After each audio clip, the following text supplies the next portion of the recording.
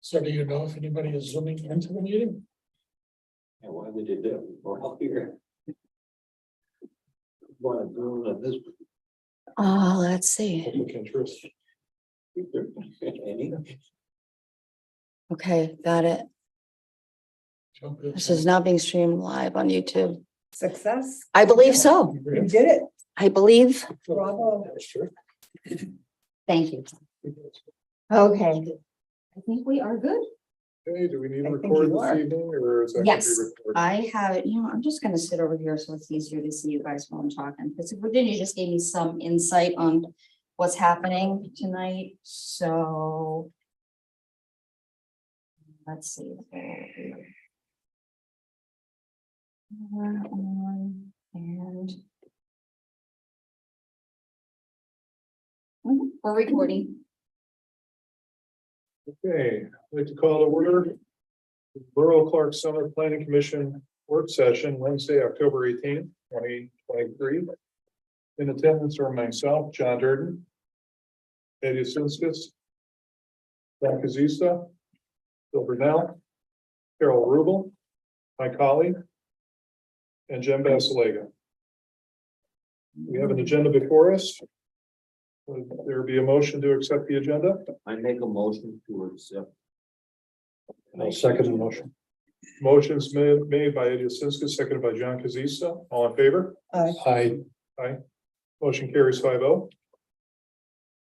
Okay, before us, we have old business. We were talking about a rental property ordinance and concern over the number of rental properties.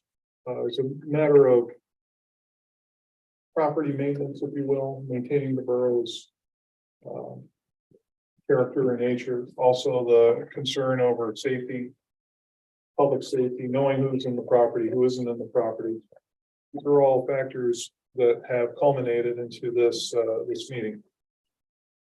During the week, Virginia Kehoe found several model ordinances that are before you tonight that we. John, may I interrupt and just Yeah. tell you because there is, everything you're saying is in here, but the very first thing on the top is the 2002 and the 2020, which hasn't been passed yet, but both have these are the appropriate definitions, and she circled them. Oh, okay. Family, so the first part is definitions, if anybody wants to look through that. So this is from our 2002 ordinance. Right, which is what we're still using, but as soon as, I think it's done more, something has to sign, and then we go to the 2020 SAPA. SAPA.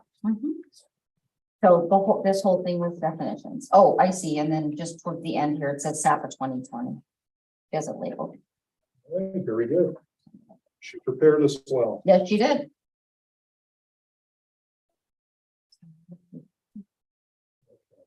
Next section here is she has, these are just regular rentals, homes, apartments. She has Benton Township, Scranton, and other places. These are sample ordinances.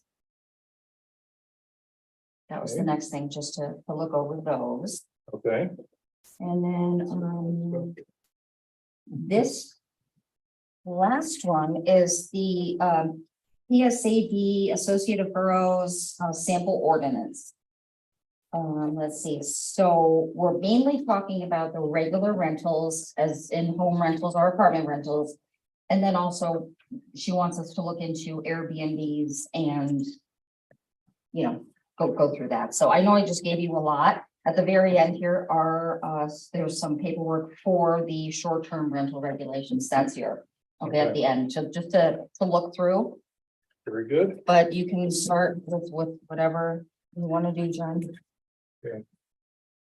Well, returning again, we had previously discussed Airbnbs and short-term rentals. I'd like to focus more on just the typical apartment building structure and residential single-family homes that are being rented, duplexes, that sort of thing. Good first. Give me as I'm getting a little organized here. She had my packet all. Real easy, it was all separated from me. Okay. Let's So, obviously, the first thing we want to do is take a look at the definitions and make sure that things are cohesive between the various versions of what we're looking at. So we know that Dunmore is not too far away with the SAPA plan. We've been hearing that, I know this year for sure, we've been hearing it for quite a while, so. It always sounds like, oh, I'm thinking, and it just hasn't happened yet, so, Just. no, it's been May a I ask while. a question? Yes, sir. The current zoning, we're talking SAPA, which is not even, doesn't even exist, right? Well, it's already been reviewed. I think, John, you came on board with I that. understand. And it's been I was accepted by part of it, council. but the point is that it doesn't cover anything now because it's not in effect. Correct, Okay, correct. all right. And do we have anything in effect for any of what we're discussing here in the current zoning? Do we have any, like, what we're talking Yeah. about for rentals? Yeah, Not really. I no, mean, people just rent, the only thing we require, tenant registration. That's all we require right now. okay, It's no cost or anything. They're just supposed to, when somebody moves out, they're supposed to give us the name, address. And then what the people, I think their job even and phone number, okay. but So that's I hardly basically get what any. we have now. that's what we have. That's the only thing we have right now. That's it.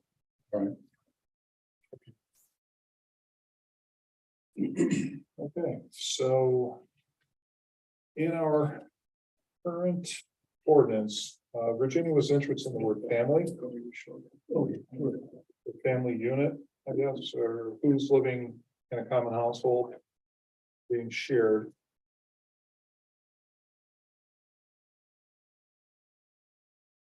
Is interesting. Yeah, and then we do have that also defined under SAPA. Just gonna take a moment just to look through that definition.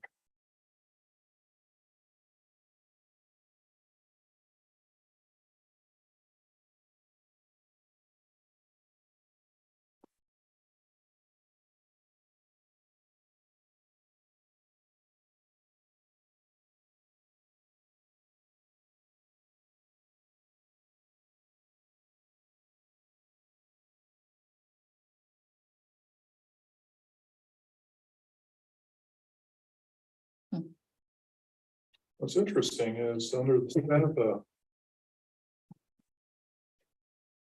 an individual or two or more persons related by blood, an individual related by blood, well, I said kind of goes without saying, marriage or adoption. I mean, there are people who aren't married that cohabitate, and Oh, yeah. it's interesting that we missed that in our first go around with that.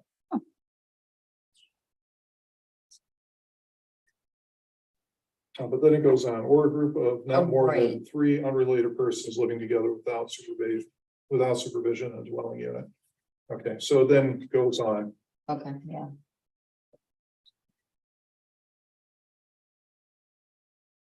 Okay, so that's fine.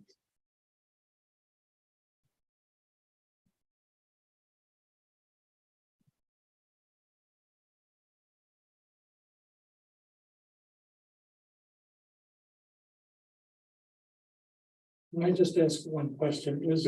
Is it the purpose of what you're reviewing now to amend the current ordinances to include a new definition of family? Is that where you're going with this? No, I wasn't really looking at that. I think Virginia was interested in us reviewing it just to see and make sure that as we're looking at the ordinance of a rental unit, what are the definitions that we're dealing with? And what do we have to work with that's already an existing ordinance and the one that's going to be included as part of the SAPA plan? And I think that was our goal here. So the SAPA plan is going to eliminate this. Or, Well, the first definition, 2002, is the old ordinance that we're still operating under. yes, As we move forward, we're gonna be under the new SAPA plan. So whatever we do now has to be forward looking. Once SAPA is enacted. That makes sense to everybody? I I do hate to ask questions, but Please do. because we went over SAPA at length for over a year.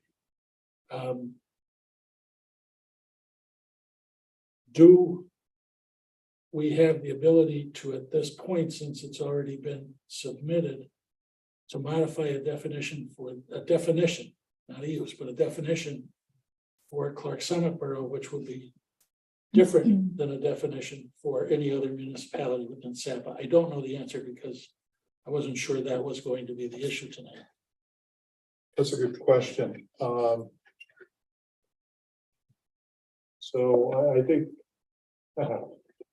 Good question, Mike. And Because I can't answer that. right, if not, what would? I'm not in the commission, but I'm thinking legally, what would the harm be of adopting the current SAPA language? If you need to make an amendment to an ordinance that reflects the exact same thing, so you don't confront that issue in court, that's what I'm thinking. Right. No, fair enough. That's a good point. But one thing I did notice here with the material that Virginia gave to us is that definition of family, and then there is also the definition of short-term rentals.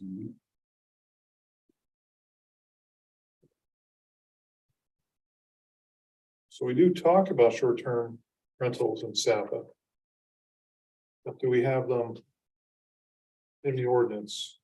Or any ordinance for that matter? Not in the current, one. You're talking 2002, Yes, we have nothing about short-term rentals. short-term Airbnbs that we're talking about, kind of that thing, we just don't have anything. I know we do in SAPA, but I, Right. no. Well. short- Airbnb being what, a part of short-term rental or? Well, It can't be, an Airbnb would be a short-term rental where you would allow somebody to rent your property for a short, very short period of time, and probably, and I think it goes on to say in the SAPA definition, short-term rental must be a permanent address of the owner, and the owner must occupy the dwelling for at least 6 months. It doesn't really say really what is a short-term rental, I guess. It talks about the owner must occupy the dwelling for at least 6 months of the calendar year. So in that case, the owner would maybe be a snowbird or Right. somebody else who would be around for a while, then would allow the property to be rented. One night. It could be one night, it could be, could be one day. yeah, exactly.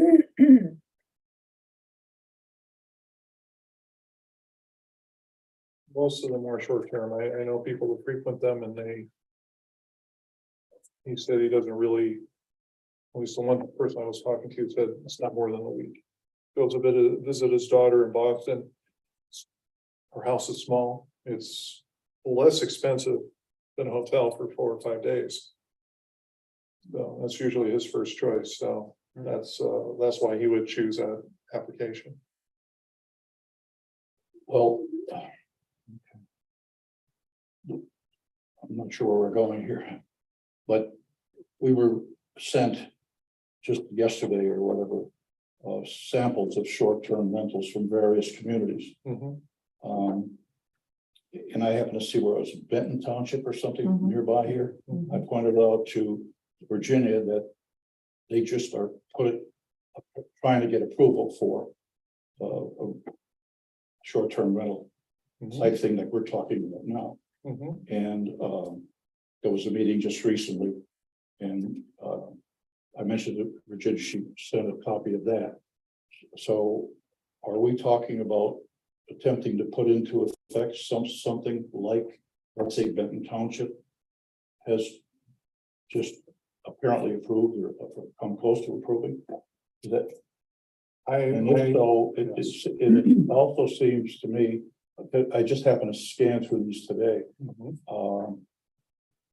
There's samples and there's various communities that Virginia was then able to get copies from the various communities. Mhm. And they follow a pattern because there's provisions. Short-term rental grid or whatever was provided to anybody who was interested, Mhm. and try to follow that to make it easier to do a short-term rental by Mhm. transaction. So is that where we're attempting to go here? I think, John, that ultimately we're gonna try to go in that direction. I think we need to consider, because SAPA does have the definitions for short-term rentals, we need to incorporate that. But our bigger goal was rental properties in general. Okay. I mean, this discussion was born out of the realization that there are a lot of single-family homes that are turning into rental properties. And we are collectively discussed a great number that we were surprised are being rented, single-family homes in an R1 district that, really, surprises people. You're moving into an R1 single-family property, and then you're seeing a house across the street being rented, and there's more than one person renting it, maybe several single people, and we're just trying to come to terms with that. How does that relate to public safety, public nuisance, that sort of thing? Okay. So I guess the other part of the question is, do we incorporate rental properties with the short-term rental properties portion of that? Because there are two things that we're talking about here. And two different kind of rentals. Yes, I mean, I may own a home that I built specifically to be rented on a long-term basis, yes, which is different than a short-term basis, yes. far different. So are we gonna control those, or are we just concerned about short-term basis? Right.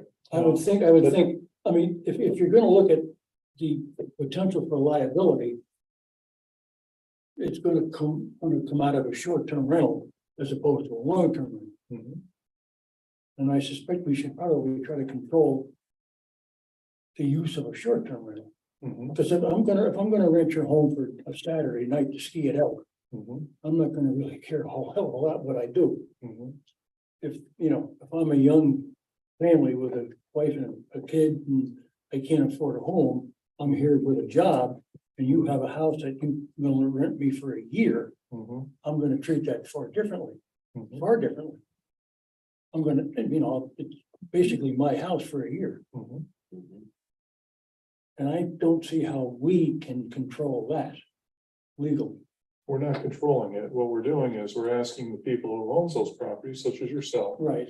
to register with the borough. Oh, I understand that. Yeah, exactly. You are a responsible individual, Sure. Yeah. and you are making sure that people have credit, that they're gonna be Oh, yes, decent. yeah, right. decent tenants Otherwise, I and wouldn't neighbors. rent it to them. Yeah. Correct. Okay. Yeah, I understand that. There is also the same situation where I have property across the street from me is currently being rented.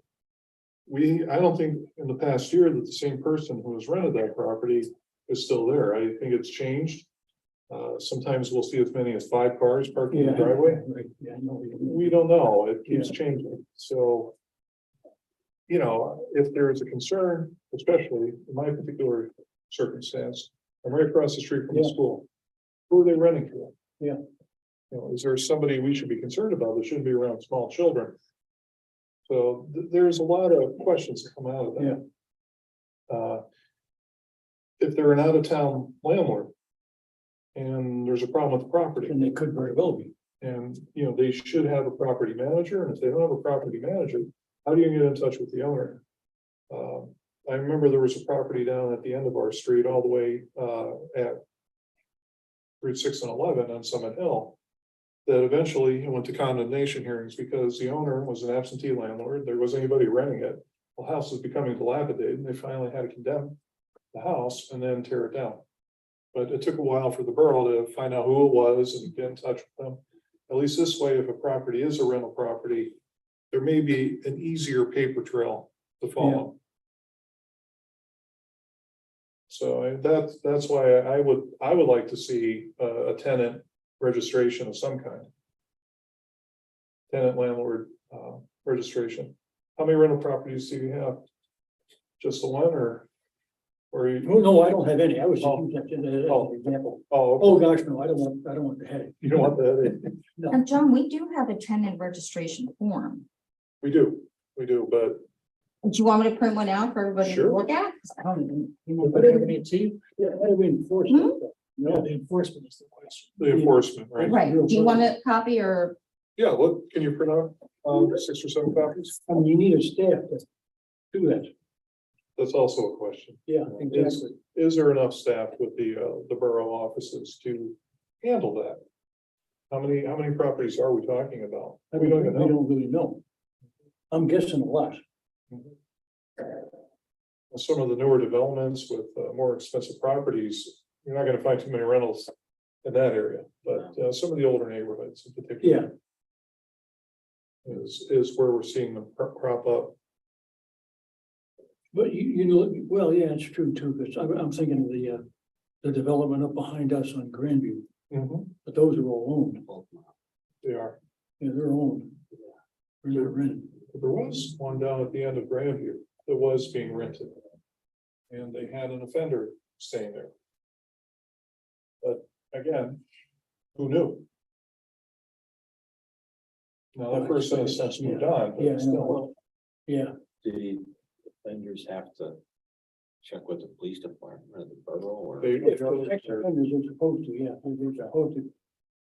Penalties for not registering are pretty severe. Yeah, they really are. They are severe. I mean, they should be, but they are severe. And there's also websites that you can go on that will tell you. They'll tell you who's an in offender. your neighborhood, and it's usually quite shocking when you see it. A few years ago, there was one living on, one person on, who was registered, did not report, or the borough wasn't aware that he was there. And somewhere along the way he disappeared. I don't know whatever happened to the individual. But, it's pretty serious business. Especially protecting people and kids. Yeah, Well, again, I hate to be a nuisance, but. No. That's why we're here, John. The Bill is mentioning some things as concerns when somebody rents for a short period of time or whatever. If you don't even know who they're renting to, who's renting and that sort of thing. That issue.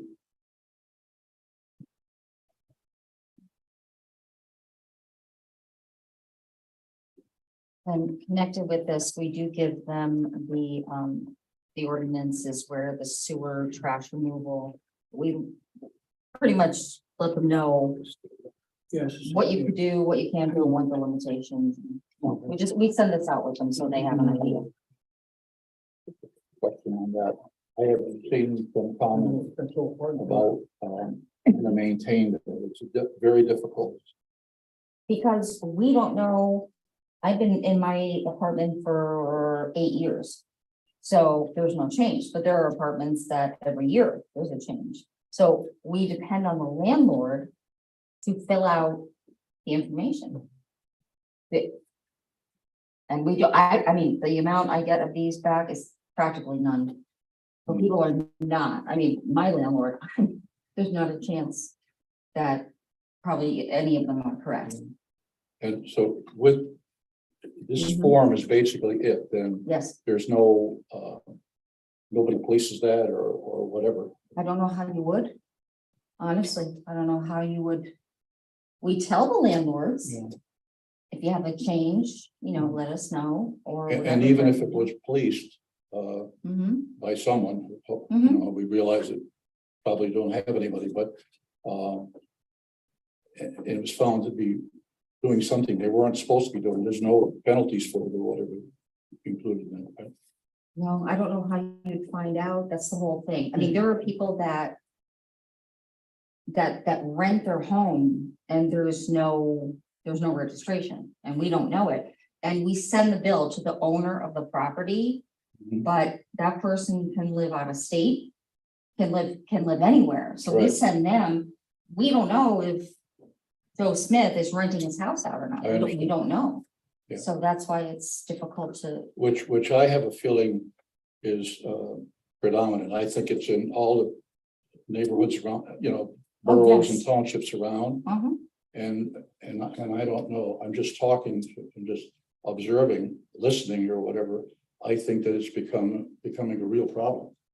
And I think from what Bill is saying, that he sees it, he physically sees it happening.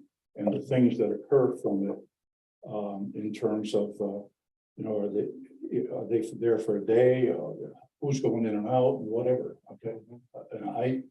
And as Bill has also said that he thinks that there's a lot more than we don't realize. And I think also that's the case, but I don't really know. And I also think that it's gonna become an ever increasing problem. Which I sense that some of the other boroughs are either aware of the problem or they think also. And it's just becoming a real big issue. John, do you think the long-term renters or the standard rental units are problem? Or the short-term, the Airbnb type? I don't think the Airbnb, I think it's a short term. That's a problem. And I think that Airbnb is just one part of it, because I think that these properties are probably being rented to, there's nothing to do with Airbnb.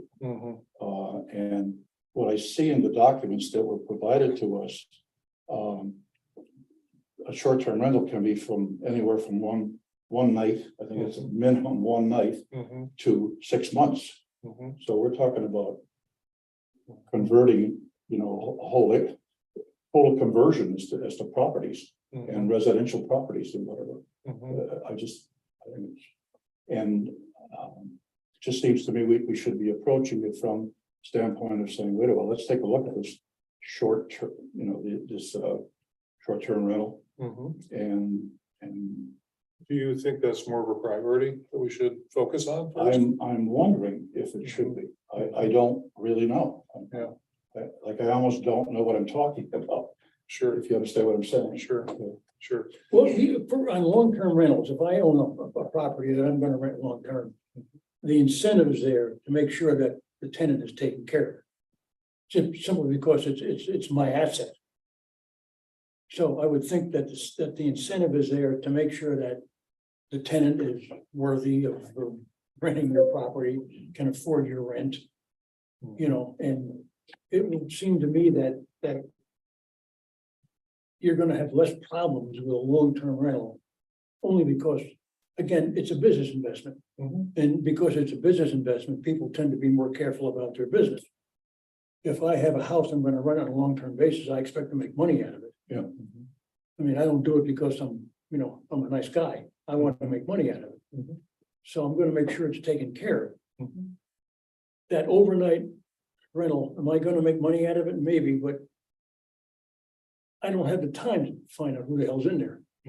I simply don't. Well, the overnight rental and the short-term rental, and by the definitions, as I was kind of scanning, were the people who own and live in the home, Yeah, but may travel and say, well, hey, I can make some money by renting my house out to somebody looking for a fully furnished house, maybe staying here for a short term.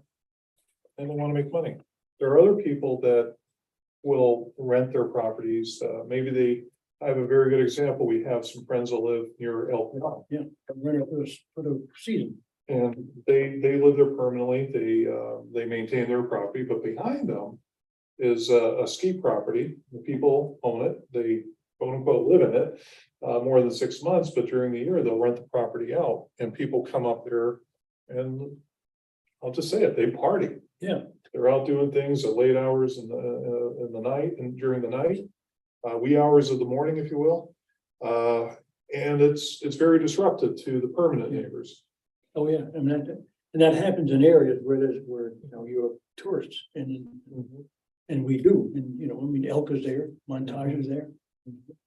And when we used to rent a house in Vermont for years, same thing, we'd go up there for 5 days. Now, we didn't trash it because we were old. Things have But changed. the point was, yeah, they have. But the point was, that's what it was. It was a rental property for skiers. Right. And leaf peepers in the fall. I think one of the things we should think about in terms of long-term rentals is not just immediately what's happening, but the potential down the road. And now I speak as a University of Scranton faculty member who has seen what's happened to rentals around the university campus. At one time, those rentals were exactly what you said. They were well maintained, well taken care of, Mhm. rentals, long-term, academic year, 9 months. And then landlords realize I can triple and quadruple Yeah. my income by renting to 5 students instead of 2. For 9 months. And they've done it. Okay, sure. And what's happened has been an erosion that we as a university, we can't control it. Because it's not our university housing. But I can tell you the number of times my phone goes off with a campus alert for problems off campus right around us. Now, we can say at this point, but we don't have the university near us. But I would also say the college student of today is driving to class. They're no longer walking to class. Once they get past the freshman year or whatever. And so I think we really have to be concerned with what you're saying. The long-term rental has a potential of eviscerating the quality of life and the property values of any neighborhood. Any neighborhood. Because as soon as a landlord does a little quick math and he figures out how much more he can get with 6 Baptist Bible students in a house instead of a family, each one of them claiming to be a family unit, watch what happens. So I agree and I support if we have to prioritize, and I think we do, we have to prioritize what we address as significant and salient issues. I think we're far more likely to have long-term impact from big rentals that go on for a long time than we are from the occasional short-term rental. That's my 2 cents. Okay. I did go on Airbnb's website 2 days ago, just out of curiosity, to see if somebody is renting out their property in the borough. I did find one. Two. I did. Anyway.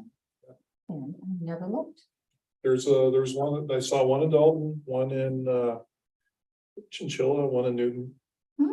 So one versus what you're saying, the data, I hate to sound like a college professor, but the data would support narrowing our lens and looking at long-term ones as opposed to short-term ones. They seem to be more of the. Yeah.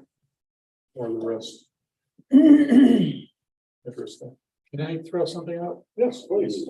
I think that, I don't mean to be contradictory to anyone, but whether or not you have something registered or not registered as a unit, be it long-term or short-term, absent an ordinance, you don't have an enforcement mechanism. And probably that's more important or as important. Because if things go belly up and you don't have a way of addressing it by way of fines or other costs of the property owner, you're whistling Dixie, you're gonna end up with a public nuisance or I something agree. like I that. understand what you're saying because I can't hear you quite well, but Oh, I'm sorry. I agree. I think I agree with what you're saying. Well, I'm not a member of the commission, but mine would be do both. I mean, you have sample ordinances right here that you can put in as a stopgap. Pending SAPA review and what you can do with SAPA, which the council approved that about 2 years ago, right? Yeah, it's been quite a while. We've been More and waiting. more. And, but I think we have to give. Again, I'm speaking out of turn, but you have to give a code enforcement officer, a police officer, a significant enforcement mechanism should something go belly up. Either Absolutely. way. Absolutely. Because right now you can't enforce it.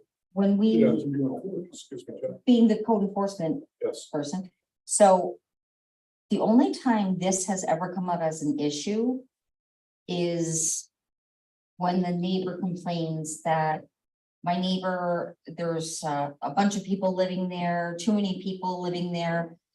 All I could do is write the owner of the property a letter and sort of asking, like, basically what I do is I give them the ordinance. This is what we have, so there can't be more than 4 people non-related living there. But it's always a report that I get from somebody else, because we can't go up to a door and knock on the door and say, how many people do you have living here? So that's where it gets a little tricky. We had one house, it's been done now for years, but there were rentals. It was, I think, 3 or 4 gentlemen rented it. And I hate to like just qualify, but there were issues. Okay. There were issues and I saw them. I saw the issues. So that was just one example, but that's all I have. But we don't, that's how we find out if there's an issue is somebody complains about something happening there. Okay. And then all I do is write a letter. They could say, no, there's 4 people here. You know what I mean? It's tough. There's no enforcement. Because you can't walk in that door and say, I want to see. Exactly. You can't do it. Absolutely. Well, that's a point because, you don't have anything that allows you to say, okay, I'm gonna revoke your license or whatever. You can't do that. No. These documents for short-term rentals that I see Mhm. build all that in there. They Based do. on what was being said down there. Mhm. And that's the only way to control it.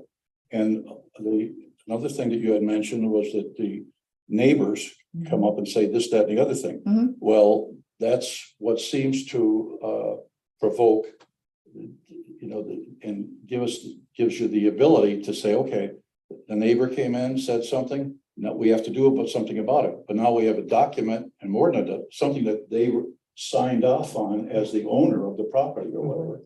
And if they do it twice in a row or whatever, Mhm. end of rental, you know what I mean? We don't have that here, and I think we should be thinking about that and leaning towards that. So, Mike, from a legal standpoint, are we talking about a license? But I would think you would try to have a license, but not have. The enforcement would come in regardless of whether the property owner was aware of the ordinance. Right. Speeding and the stop sign is down, you're still speeding. Right? If, or this, you know what I'm saying? Yeah. Yeah, so the answer to that is they don't have to be aware of the ordinance in order to be affected by the ordinance. Okay. There's a fire ordinance. And I remember we had it with the fire company a couple of years ago. Somebody was burning. They weren't aware of the ordinance, but sure enough, when they were shown the ordinance, they had to come into compliance with it.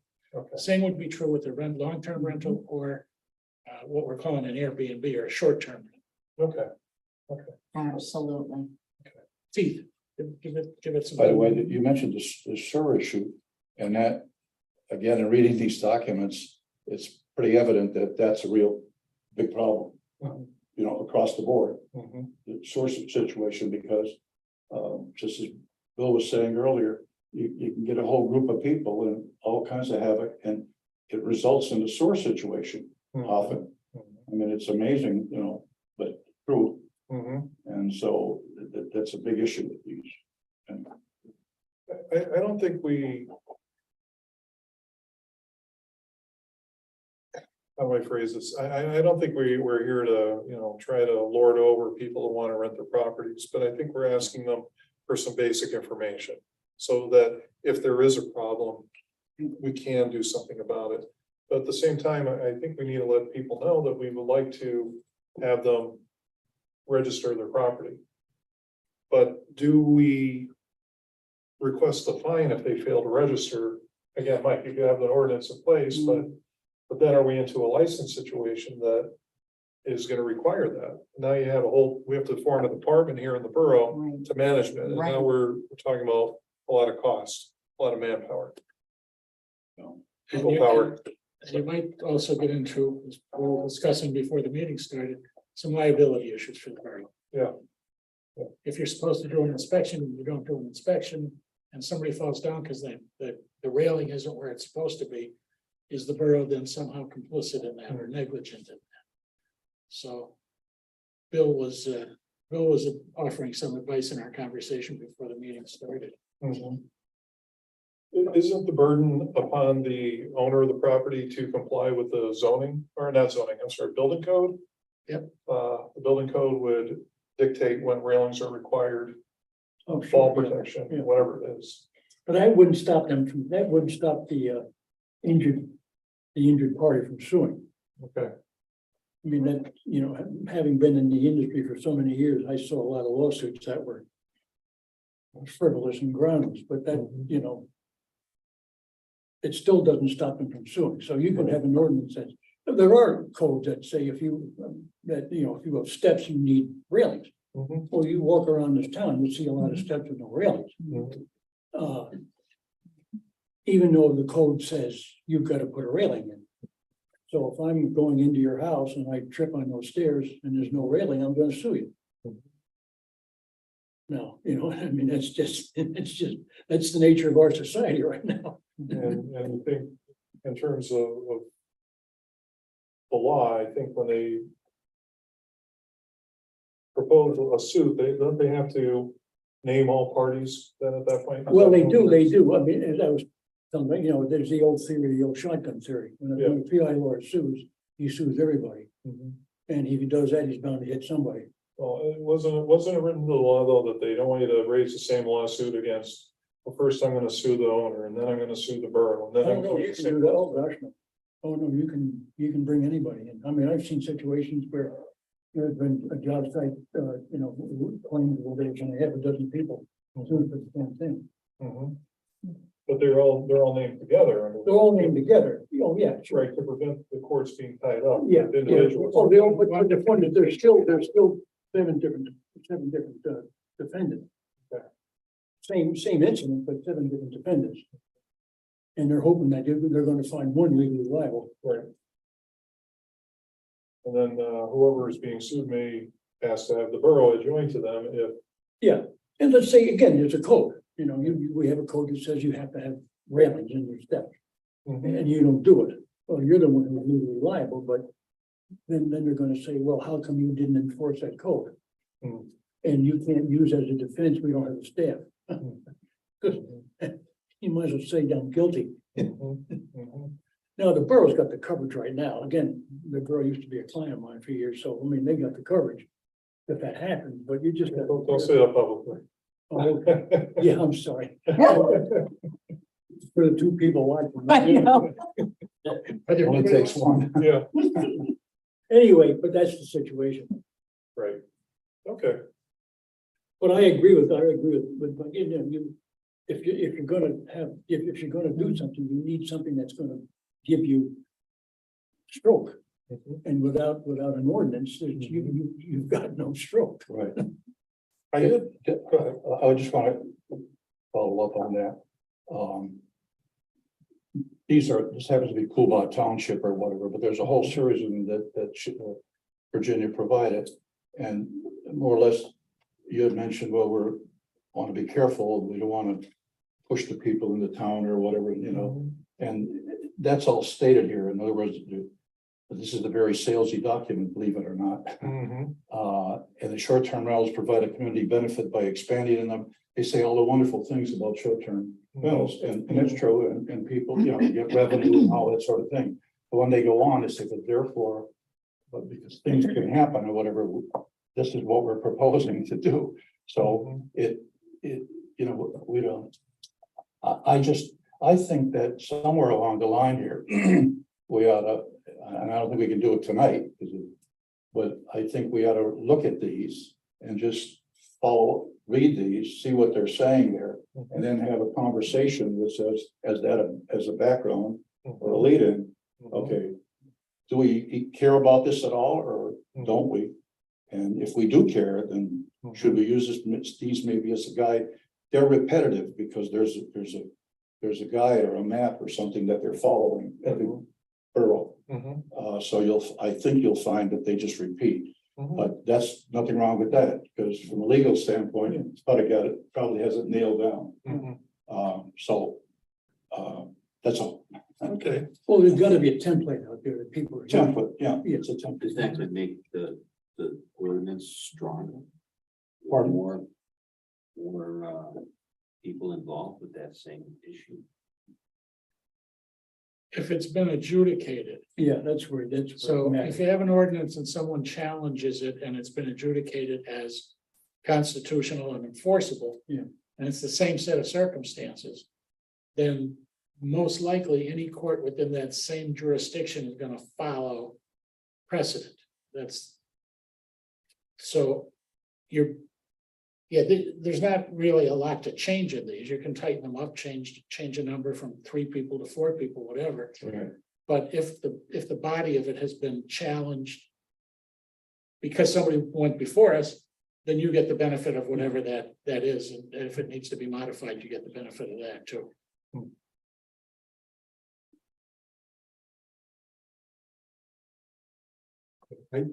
Before the meeting, and believe me, I didn't spend lots and lots of hours looking at all these because they just came in the other day. Yeah. But there were some that I like better than others. Yeah.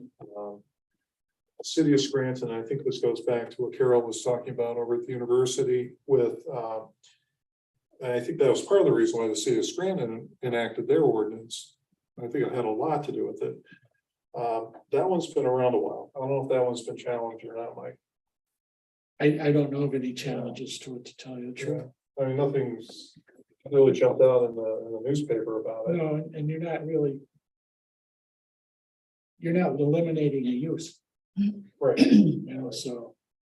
Right. You're regulating a use, which is different. and we're simply saying, hey, we want you to register, we want to know who's living there. If you violate the zoning, we're gonna fine you, and we're gonna fine you steeply because you're not doing what you should be doing. I'll bet you the majority of the homes that you're talking about at the university are not registered units, but I don't know that, but. It'd be my guess that a landlord would ignore whatever they could. I'm not sure, except that there's been a really large cooperation between our university campus security and the city of Scranton. So my bet is that more are registered because we turn them in. Seriously, as opposed to them voluntarily registering, because if the university gets one of those, like, bad things are happening and 300 Taylor Avenue, then our campus security goes, they can't go in because it's not our dorms or our housing, but they call the city police immediately, and then I think it just goes like, Mhm. I know they hired a new rental person in charge of rentals in the city. So, John, based on what you've said, you would like more time to study these? I think it'd be, yes, I would, Okay, but, I mean, I don't know what the group wants or what you really want to accomplish. I'm not exactly sure what we want to accomplish. I'm really at a loss about that. But okay, I personally would like to know more about these documents and why people have enacted these short terms and so forth. Mhm. No, maybe that's it, maybe the members need more time than to review. Yeah, I think, I mean, it may, does anybody agree, disagree? Oh, no, I I'd think, like I some mean, a more. lot of the definitions are the same. Yeah, I mean, so. Well, I'm saying, do we want to? I know that this definition should be the same, but I mean, do we want to take some time to take a look at these, come back and talk about them? I mean, I think that's the question, Yeah. isn't it? There were so many thrown at us. If we had one to review Yeah, on behalf of the borough, that'd be fine, but we have several to review. and by the way, I mentioned, when I talked to Virginia, I brought that one, in about Benton Township, okay, I mentioned to Virginia, and she apologized and said that people were extremely busy, and she had promised that she was going to do this 2 months ago or whatever. And so we didn't get those documents. If we had them and we all took even a little bit of a look at them, I think we'd be semi-loaded for bear, to come to the meeting. But as it turns out, we had them hours before, which is nobody's fault really, but Mhm. No, I understand exactly where you're coming from. I think there are some good things. The one, I did, like I said, scan through them quickly. I thought the one for Foster Township was pretty good for the long-term rentals. There's some teeth in there as far as fines requiring the owner to carry general liability. Talking about a property manager, if the person doesn't live within some such and such distance of the property. But it also, like I said, has the fines. Yeah. And then a small fee to register the property.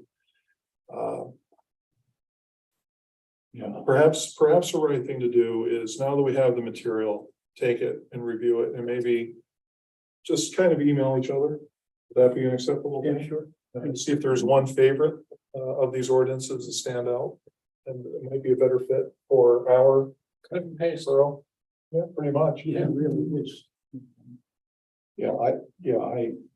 I really think they kind of, mirror image one another. Almost has to, I think it has, because you have to, it just pushes itself that way.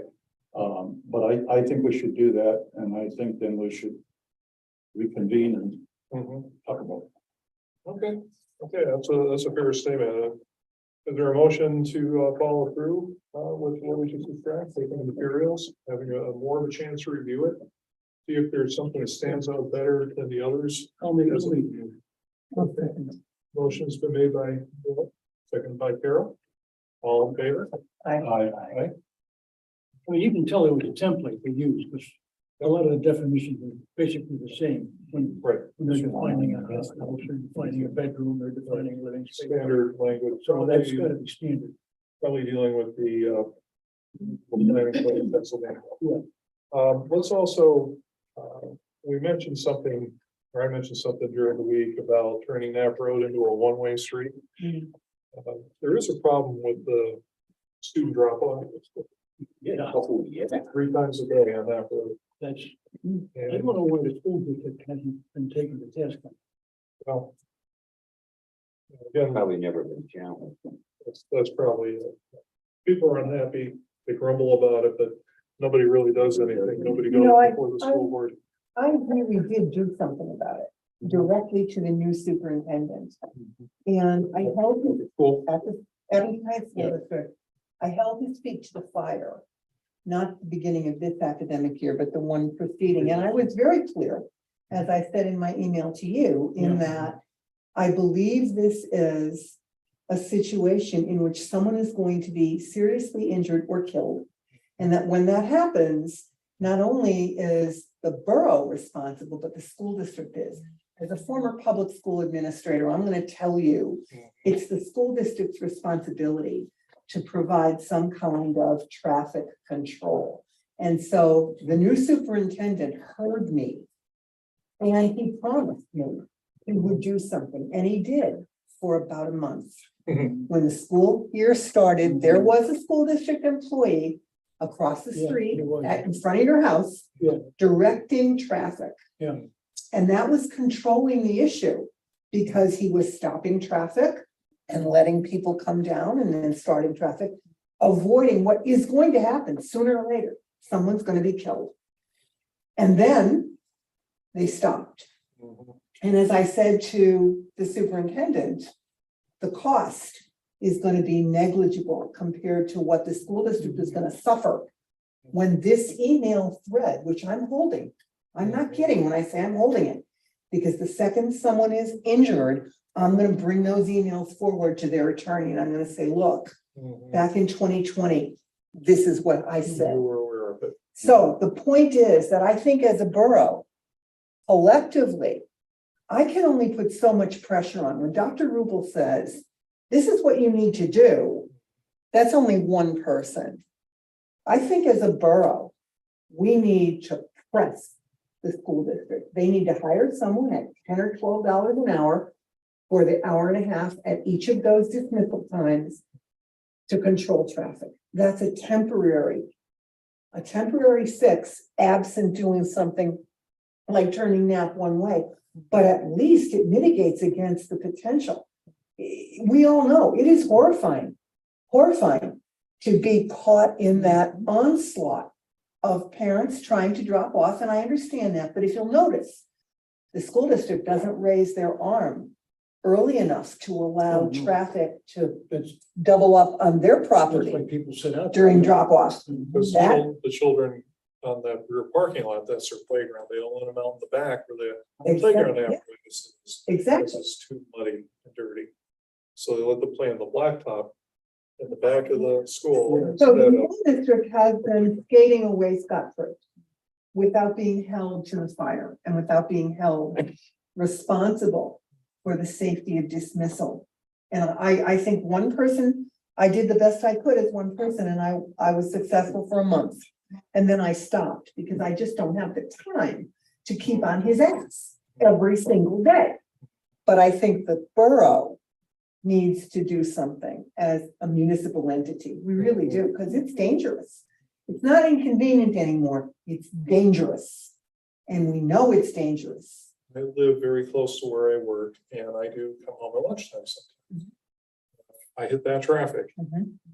It's very difficult to navigate because of traffic coming down that road. That's why I was saying, well, does it make sense to provide it just a turning lane or make it one way? That's the only control we have in it. The other thing we could do is just bring it to the attention of Borough Council and allow them to bring our concern to them and allow them to act on something as a record. We're just recommending body. Right? Well, then I think that we should do that. I do. What's the feeling, Bill? What do you Yeah, think? oh, no, because, I mean, you're right in the middle of it. You're right, I mean, I'm just up the corner, so I know what it's like. Right. Oh, no, I mean, I agree. You know, have the borough. So- Definitely a problem. I have a friend who lives in Coronation Drive. And I'm up there in and out a lot, and it just so happens that every time I'm going, it's right around the time that the cars are there. It's awful, terrible, Yeah. scary. So I totally agree with that. Yeah, I could handle my own annoyance if it were just an inconvenience. But I travel that road constantly, and I'm usually coming home from Brown's Gym right at morning drop off, like when you're coming at lunch. The number of times you have seen situations that are within a hair's breadth of an accident or worse than a fender bender, that's what worries me. And I do believe that we are complicit in our silence as an entity, not the planning commission as much as the borough. We are complicit in our responsibility. We know it's wrong. We know it. And we're not tangling with the district because we don't wanna get into a fight with them. Well, you know what? Sometimes we have to stand up for what's right, and that is not right. It isn't. Well, I think that it's definitely the cause is the school. There's no question about it. And they're the culprit here. The borough is affected in some way because it's mucking up their road and whatever. But I think as a recommending body, I agree. I think we should at minimum suggest in our opinion, to the borough, to council, that this is a situation, we view it as a real problem. Okay. And, that's about what we can do, I think. Sure. The school district does not want to hire someone to manage that traffic Yeah. at the beginning and the end of the school district. And the solution is that simple. It's that simple. If you look at Scranton City Schools, that's where I work, you will see that there are at some schools, especially elementary schools, people who are hired to do just that. They have their little red stop signs and they do Like that. somebody used to have them here too, so. It's that simple, but the school district won't do it. And why won't they do it? Because it's easier not to, and no one has made them. So it would seem to me that if we can recommend and council can say, you're on formal notice now. If anything happens, you're responsible. Here's the beginning of the paper trail. You're responsible. Okay, we'll draft a letter on behalf. And we'll send it to council recommending that they discuss this with the school district. I suggest you put that in a formal motion so that it's an authorized action. Okay. That's a good point. So who would like to make the motion? I think Carol, you I'll be happy to make the motion. I'll move that we recommend as our body that council implement communication with Dr. Christopher Schaefer in the Abington High School District, informing him of our displeasure, concern, and interest in seeing that Abington Heights move to mitigate against this problem before someone is seriously injured or killed. Sarah, second. Seconded by, I'll say, no problem. okay, motion's been made by Carol, seconded by Bill Burnell, all in favor? I, Aye, motion carries 5-0. We'll draft the letter. Who's drafting it? Virginia? Or, Yeah, so she wasn't here then, we'll give her something to do. No. I'm only kidding, I agree with pass it that. okay, she may have a copy of the letter that I wrote to her and to Schaefer in her file. Oh. A couple of years ago. So maybe do a Google search and see, and if you've got it, you're welcome to use it. Or to use it as a skeleton. okay, yeah, I'm with you. We might have it. Mhm. If she scanned it in. Or even Saved kept in her it. email file, I don't know. I don't know what she does with that All stuff. right. Did you email it to her? Yep. Okay, I wonder then. Yep. We could. I'm an electronic chick, I do everything by email. I like that. Okay, okay. Know all about that. And what was the, Christopher what? Schaefer, S.H.? SHAFFER, I think. And he's Looks the, he's He's the the, new superintendent. Mhm. He even went so far as to tell me that he had reached out to the Pennsylvania State Police who were doing an assessment about the situation. So when I tell you I engaged with this guy, I engaged with this guy. He was like, oh, we've got, PSP looking at traffic and, I promise you we'll do something at the school year. And he did, and he kept his word for about a month. But that was it. Which only proved to me that he knew I was right. He knew it because he did something to make the situation better. And then he stopped. I don't like that. Mhm. I've heard the complaints for years. So, same idea. I just feel honestly, and I know we've said it before, there's a difference between being inconvenienced and someone's life being put in jeopardy. And now that car line stretches from their arm all the way down now. And that forces a single lane of traffic in almost a blind curve to try to come up Knapp Road. It's dangerous. Not just inconvenient, it's dangerous. It seems that prior to the pandemic, it wasn't as much of an issue. Mhm. It seems like a lot more parents got into the habit of dropping their children off at a motor vehicle. I think so. There's still one or two holdouts from our neighborhood that do walk the children across the street. We did. We walked our daughter for 5 years to Clark Summit Elementary from kindergarten all the way through 4th grade. And it was nice. But more parents are opting, probably because of traffic, to drop their children off and not take the bus. So, all right, is there anything else that we like to discuss as a planning commission or as a body? Okay, is there a motion to adjourn? Make a motion to adjourn. Is there a second? I'll second the motion. Motion's been made by Ed Usinska, seconded by Tom Souza, all in favor? Yes. Aye. Meeting is adjourned at 8:04 p.m. Thank you, guys.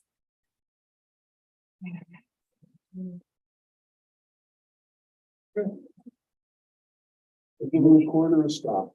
You may speak freely now. We're still online. Is there anything going on? Wave We'll take bye, a step everybody, right? Bye, everybody. Bye.